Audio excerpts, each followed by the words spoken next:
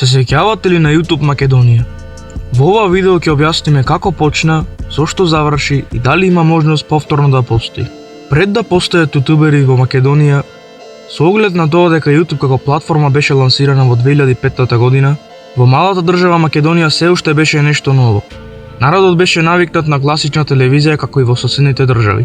Единствено нешто што беше објавено од македонците на YouTube беа музички песни, спотови, кратки клипови, гафови и смешки. Па така едни млади дечки се сетија дека јутубери може да има и кај нас и одлучија да направат своји YouTube канали, на кои ќе објавуваат видеа на свој јазик. А тие дечки беа Боби Битбокс и Винкот. Бобан Трајковски, познат како Боби Битбокс, е еден од првите јутубери кај нас. Тој го направи неговиот канал уште во 2007 година, но првите објави му беа кратки клипови од битбокс на журки.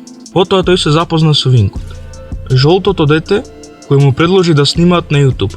И така почнаа да снимат видеа на своите канали во периодот на 2014 година и 2015 година. Снимаа разни видеа, Minecraft видеа, хорор игри, survival игри, видеа со предизвици, влогови и друго. Бројките на гледаност не беа големи, но поддршката беше повеќе од доволна. Гледајќи го тоа, други млади дечки добија инспирација да го прават истото. Па така се створија канали како GP, Стефонатор, Андреј прави влогови, Давид Блек, Иван Ајнштајн и Бамбо. Сите снимаа на своите канали, но неретко се случуваше да снимаат заедничко видео, влог или некоја игра. После некоја година се појавија уште канали како Лорд, Стојан, Теоман, Ivy Production, Марио и Ивона и други. А од женската страна се појавија Кике Цветче и Благица. Дел од овие дечки се појавуваа и на телевизија, па народот почна да сваќа што се тоа јутубери. Но не во буквална смисла.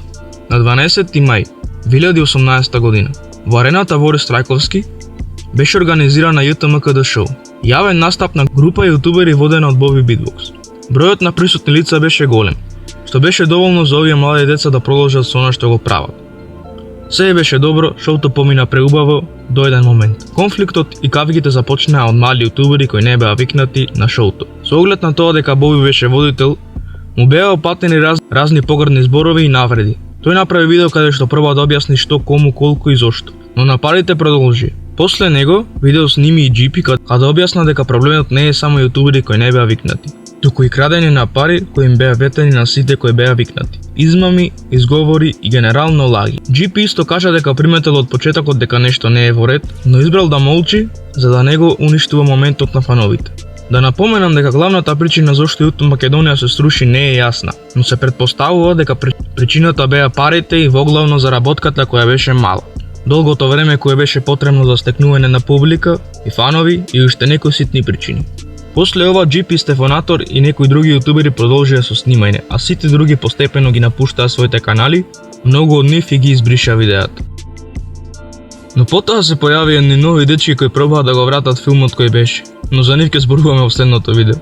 Не заборавајте да ставите лайк, да се претплатите на мојот YouTube канал со дугмето subscribe и да го кликнете звончето за да бидете известени кога ќе објавам ново видео. Поз!